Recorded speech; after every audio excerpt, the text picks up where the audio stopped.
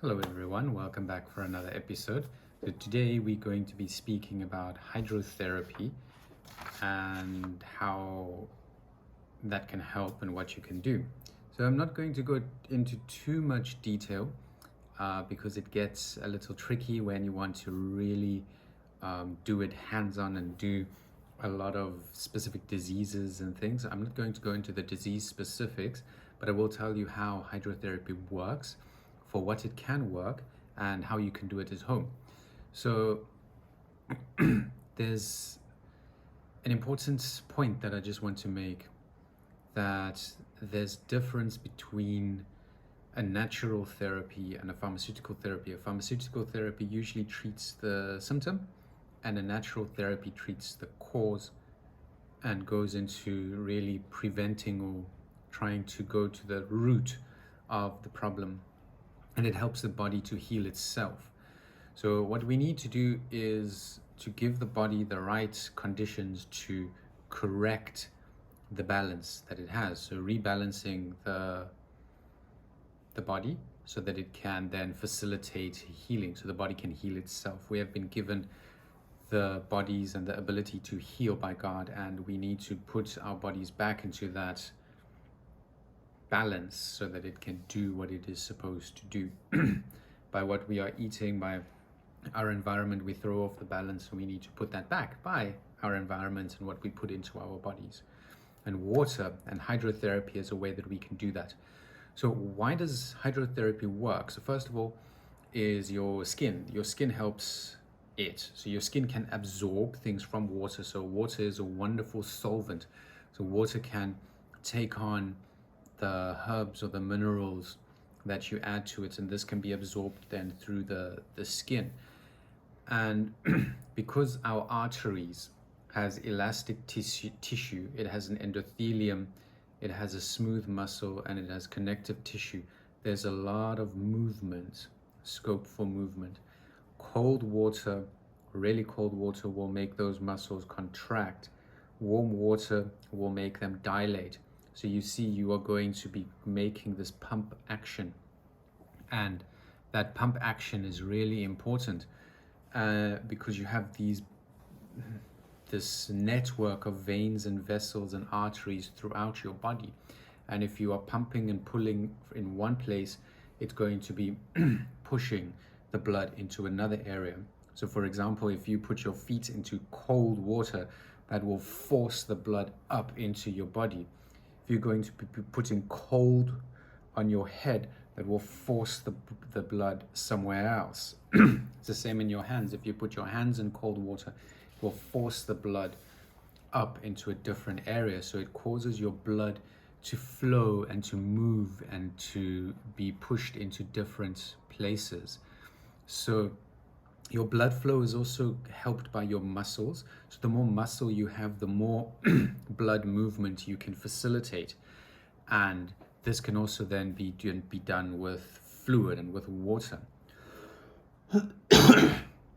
So you have different kinds of water or hydrotherapy that you can use, but water is, first of all, it can be used as a carrier. As I said, it's a wonderful solvent. It can be used as a carrier for salts, for minerals, for herbs. So if you want to treat a lung problem, in hot water you can put some eucalyptus, or you can put a mint or peppermint, and then that can be absorbed through your body, and that can then go in and start the healing process. You can also boil it and cause a vapor, and then you inhale this vapor and that will go in. So you can use the different phases of water as well. So hydrotherapy is not just hot and cold, but it can be used at different phases. So ice, water, liquid, so solid, liquid, and gas forms. It can be used, all three of these kinds of water, in the different phases. So if it's a vapor, you can then breathe it in and it will help in that way. Usually this is done in conjunction with herbs and salts, or in a bath. You can also then do cold or hot and use ice on a specific point where you want to contract. If you have inflammation and you put ice on, that will contract that and help to kind of pack it and soothe it. So your skin and is also important here. So your vessels, as I told you, have many layers of muscle. Then around your vessels and your arteries is your skin, and your skin has different layers as well. So you have your epidermis, your dermis, so the two layers, and then you have your vessels in it, you have hair roots, you have adipose tissues, you have sweat pores, you have all of the different glands and your sensory inputs. Your hypodermis is under your dermis as well, those three layers: epidermis, dermis, hypodermis. So in these three layers you have all of these different things. So if your skin is also moving, then it is moving the blood, and that blood flow and lymphatic flow is what you would like. So both blood flow and lymphatic flow can move the nutrients throughout your body for healing, and it can remove toxins for healing as well. So this is really important. So disease cannot be in the presence of oxygen and in the presence of your fresh healing blood. So you need that blood flow, you need that oxygen flow to get rid of your waste and to transport all of the healing throughout your body. So you can also use water pressure. So it's not only the temperature, but you can also use pressure, so high pressure on certain points. So like a spa or a shower head with a very high pressure that you can put on certain points. And you can do this, for example, with a stiff muscle: hot water on that point, cold water on that point, hot water on that point, and it will release the stiff muscle or the spasm if a muscle is in spasm. So some things that are interesting is that your dermis, the part of your skin layer, can hold around 20 to 30% of your blood flow if you are pushing it into that area. So a lot of blood flow can be found in the parts of your skin. You also find 50% of your immune T cells in the epidermis of your skin, and you can move these around through your vessels and your veins and with water. So again, blood is water. So through this, you're also going to be moving around. And when you are floating in the water, in a large body of water, you also have the mineral exchange, you have the electromagnetic forces, because each and every particle in your body and every particle around you has a charge. So this will also work on your body and on the healing or harming of process.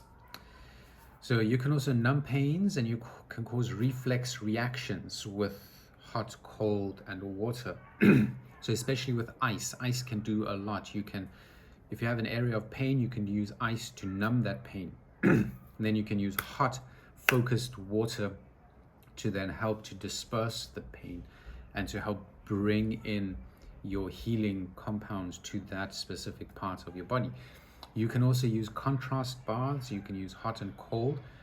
If you really want to treat a disease, you can go to 40-degree hot baths and have the person just sit in this bath, and that's with their head out of the water. Keep the head cold and your body can be hot. The only real danger is that your head or your brain the temperature goes too high. The rest of your body can handle many fluctuations in temperature.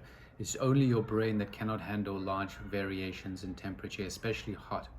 So you cool your head and you can heat your body to treat disease. Fever and temperature raises is a way that your body treats an imbalance or a disease. So you want that raised temperature to help move your fluid, your blood, to get rid of the waste, and then to stimulate your immune system to go after whatever is making you sick, as long as you keep your head cool and cold. So sweating is also a wonderful way that you can get rid of toxins. Sweat can release more than 20% of the heat with maximum vasodilation. So you can release large amounts of heat through sweating. So if you can then go hot, cold, sweating releases heat, and then in the cold that accentuates that heat loss. So if you have a fever, if you are too hot, then you can do this contrast as well. If you have headaches or migraines, contrasts with hot and cold alternating between your feet and your head can facilitate increased blood flow, and this can help alleviate a migraine or a headache. So for example, you put hot on your head, cold on your feet, then you switch them around, hot on your feet, cold on your head. So this forces the blood to flow and to move. So you are stimulating your blood flow. So this is the important thing with hydrotherapy, is that you are stimulating blood flow either out of an area or into a different area. So you're moving your blood around and you're facilitating this healing or the movement of the oxygen as well. So sweating is really important. If you think back in history, the Roman baths, the hot baths, they used steam, they used bathing, they used water to treat many diseases, and that kind of disappeared over a long time. And now we have the ability to do it in our homes with a shower head, because we have high pressure, we have hot, we have cold, and it is immediately available to us. So we can do this very easily at home. We can do hydrotherapy ourselves at home. Skin receptors are also extremely sensitive, but they can be tricked. If you put one hand in cold water, one hand in hot water, then put both of your hands in lukewarm water, you'll have a different sensation in each hand. The one that was in the cold water will feel hot, it will burn. The one that was in the hot water will feel cold. So you can trick your receptors with hydrotherapy and with heat and cool as well. So this is another important factor. So you can use hot and cold. You can use cold as a stimulant. You can use hot as a stimulant. Then you can use the dilating, constricting movements for your lymphatic fluid and for your blood flow. And then you can use the really very hot temperatures to induce a kind of a fever in your body and sweating, so that your body can get rid of toxins through sweating, and it can really focus on healing as long as you keep your head cool. If you if you then can go, you can do hot cold, which is very powerful in actually moving a lot of the fluids. So you can then add a massage to it, a pressure as well. So depending on what the disease is or what the problem is, you can target your hydrotherapy as well. So as I said, I'm not going to go into lots of detail to disease and how specific things can be treated, but you can see with this movement what you could treat. So I've talked about headache, any lung or mucus problem, cold, flu, the common one that's around now, can be helped and can be treated with hydrotherapy, because you're moving the lymphatic system, which will get rid of mucus, and it will stimulate your blood flow, which increases and helps healing. So if you want any more information, please leave a comment. I have some books on this that I can send to you. I have some articles that I can also send to you on hydrotherapy. So please reach out if you need information. Leave some comments behind. I can't go into detail in all of these diseases and things on a channel like this, but in person it's more realistic to then talk about specific diseases. So if you have a specific disease query, you can also pop that question down below. So as always, stay healthy, and to God be the glory. I hope this was informative and helpful to you.